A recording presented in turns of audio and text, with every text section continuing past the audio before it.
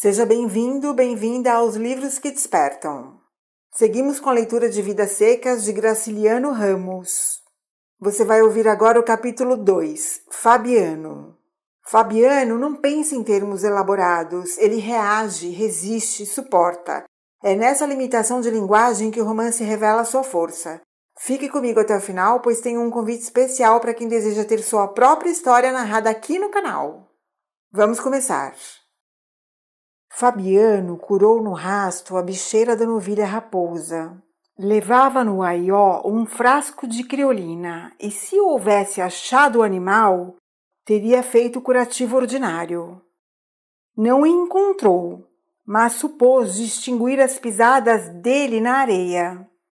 Baixou-se, cruzou 2 gravetos no chão e rezou. Se o bicho não estivesse morto, voltaria para o curral, que a oração era forte. Cumprida a obrigação, Fabiano levantou-se com a consciência tranquila e marchou para casa. Chegou-se à beira do rio.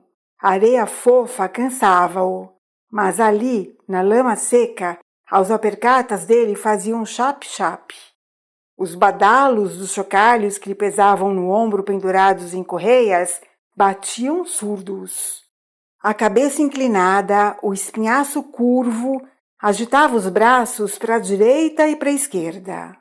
Esses movimentos eram inúteis, mas o vaqueiro, o pai do vaqueiro, o avô e outros antepassados mais antigos haviam se acostumado a percorrer veredas, afastando mato com as mãos. E os filhos já começavam a reproduzir o gesto hereditário. Chap, chap.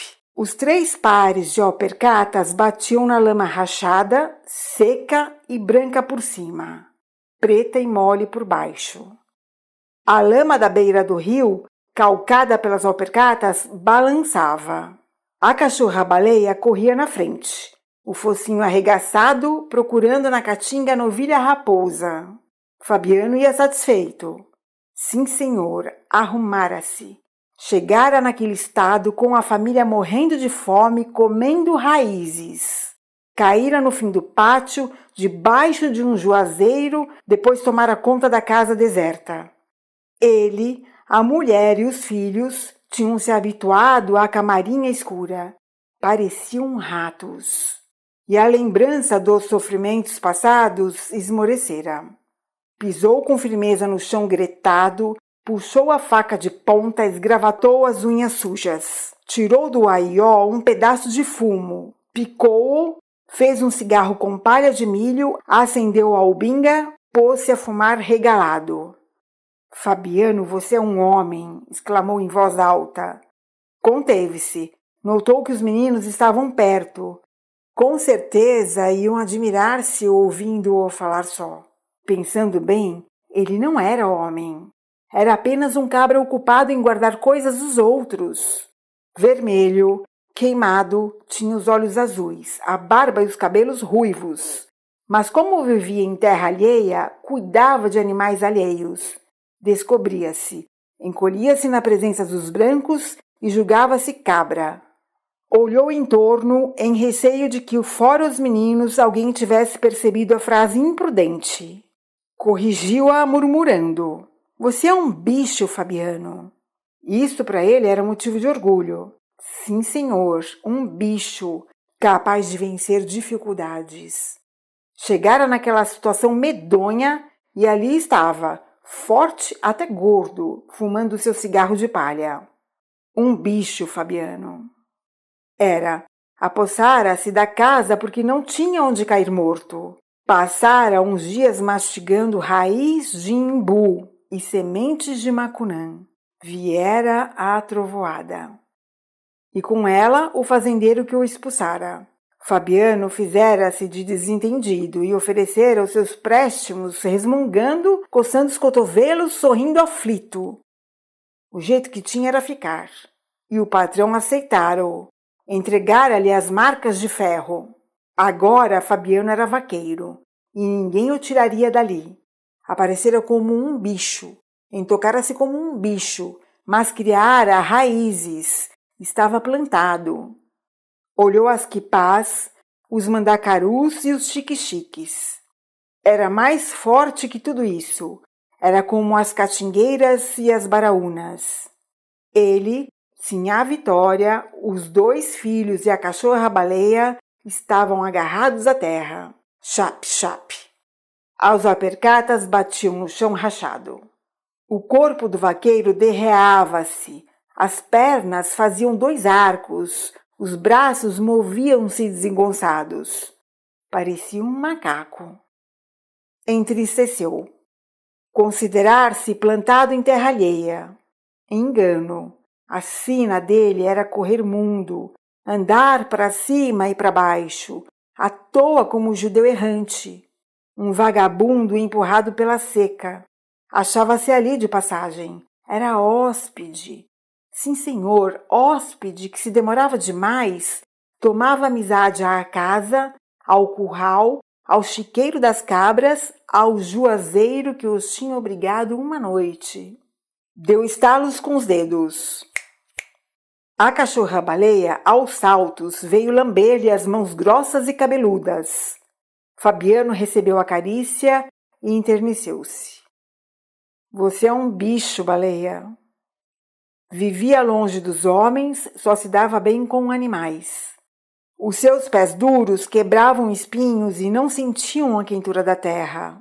Montado, confundia-se com um cavalo. Grudava-se a ele. E falava uma linguagem cantada, monossilábica e gutural que o companheiro entendia. A pé não se aguentava bem. Pendia para um lado, para o outro, cambaio, torto e feio. Às vezes utilizava nas relações com as pessoas a mesma língua com que se dirigia aos brutos exclamações, onomatopeias. Na verdade, falava pouco. Admirava as palavras compridas e difíceis da gente da cidade. Tentava reproduzir algumas, em vão, mas sabia que elas eram inúteis e talvez perigosas. Uma das crianças aproximou-se, perguntou-lhe qualquer coisa. Fabiano parou, franziu a testa e esperou de boca aberta a repetição da pergunta.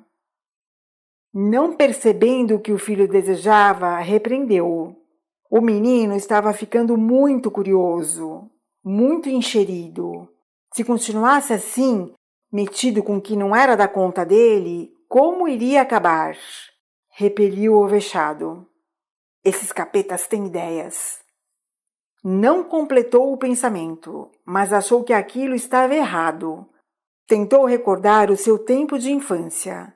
Viu-se miúdo, enfesado, a camisinha encardida e rota acompanhando o pai no serviço do campo, interrogando-o debalde. Chamou os filhos, falou de coisas imediatas, procurou interessá-los. Bateu palmas. A cachorra-baleia saiu correndo entre os alastrados equipás, farejando a novilha raposa. Depois de alguns minutos, voltou desanimada, triste, o rabo murcho. Fabiano consolou-a, afagou-a. Queria apenas dar um ensinamento aos meninos. Era bom eles saberem que deveriam proceder assim. Alargou o passo, deixou a lama seca da beira do rio, chegou à ladeira que levava ao pátio. E inquieto, uma sombra no olho azulado. Era como se na vida houvesse aparecido um buraco. Necessitava falar com a mulher, afastar aquela perturbação, encher os cestos, dar pedaços de mandacaru ao gado. Felizmente a novilha estava curada com reza. Se morresse, não seria culpa dele.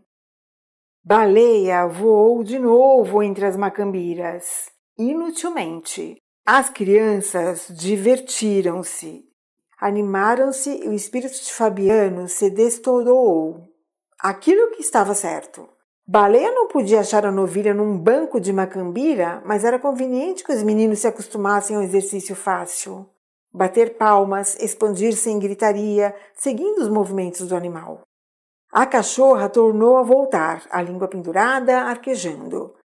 Fabiano tomou a frente do grupo, satisfeito com a lição, pensando na égua que ia montar. Uma égua que não fora ferrada nem levar a sela. Haveria na caatinga um barulho medonho. Agora queria entender se com Sinhá Vitória a respeito da educação dos pequenos. Certamente ela não era a culpada. Entregue aos arranjos da casa, regando os craveiros e as panelas de losna, descendo ao bebedouro com pote vazio e regressando com pote cheio, deixava os filhos soltos no barreiro, enlameados como porcos. E eles estavam perguntadores, insuportáveis. Fabiano dava-se bem com a ignorância. Tinha o direito de saber? Tinha. Não tinha. Está aí. Se aprendesse qualquer coisa, necessitaria aprender mais e nunca ficaria satisfeito. Lembrou-se de seu Tomás da Bolandeira. Dos homens do sertão, o mais arrasado era o seu Tomás da Bolandeira. Por quê? Só se era porque lia demais. Ele, Fabiano, muitas vezes dissera: Seu Tomás, vossmecê não regula, pra que tanto papel? Quando a desgraça chegar, seu Tomás se estrepa, igualzinho aos outros. Pois viera a seca, e o pobre do velho, tão bom e tão lido, perdera tudo, andava por aí, mole. Talvez já tivesse dado o couro às varas, que pessoa como ele não podia aguentar verão puxado.